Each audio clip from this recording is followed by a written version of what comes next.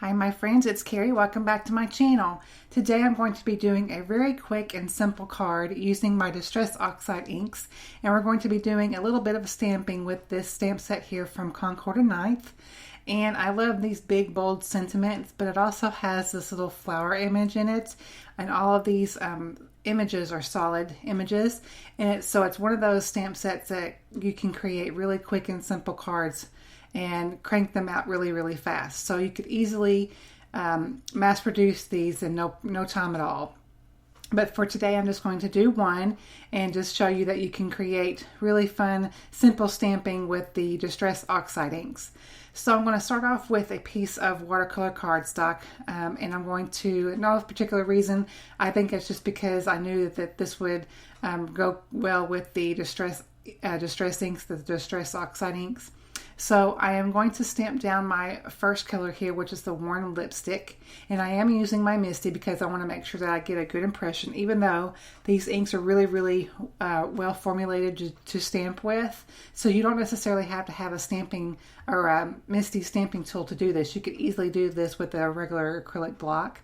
So I'm going to go ahead and clean my stamps off each time that I do this, and I wanted to show you that you could use these inks also to do layered stamping, if you will. So I'm going to use my fired brick next to stamp down this next layered portion of this flower, and it's going to create a little bit of dimension and just a little bit of extra depth in my flower here. And so I'm just going, like I said, cleaning off each time because I don't want to, even though these won't really stain your stamps or anything like that, I'm just kind of getting the job of cleaning each stamp off as I go.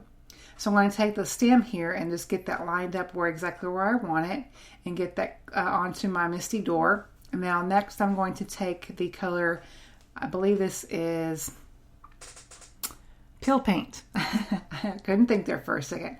Yeah, Pill Paint is my green color that I'm using.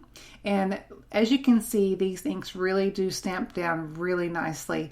It's because of probably the combination of both the pigment ink and the dye ink, and it's kind of like a fusion.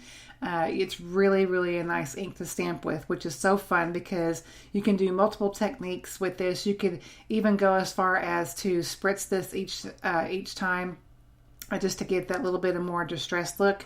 But I wanted a little bit more clean and simple, just stamp it down and let it go. I didn't want to add any really distressing or anything to this image today.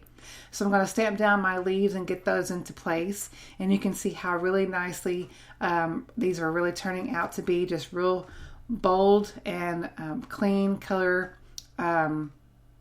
images. So really nice. So now I'm going to take this sentiment here, Good Vibes, and this comes in the same stamp set. And I'm going to ink this up with my versafine onyx black ink because I really love this black ink for sentiments. And it's a pigment ink, not necessarily why I'm using it, but it's just a good bold black ink. And I'm just going to stamp this kind of in the middle here, and it's going to tie everything together. So I die cut that off camera using this die here from Avriel, and I was initially going to use the pattern papers from Concord and Ninth, but I decided to use something different. But I did want to show you what they look like in the pack. But I wanted to add a little pop of color to the background of everything because I was initially going to add my panel to a white card base, but then I wanted to add just an extra little bit of pop of color. So I'm taking this Pokemon 6x6 from Lawn Fawn. This is an older set.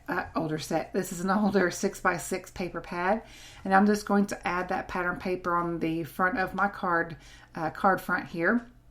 So that's going to add just a little bit of extra pop of color to our clean and simple card.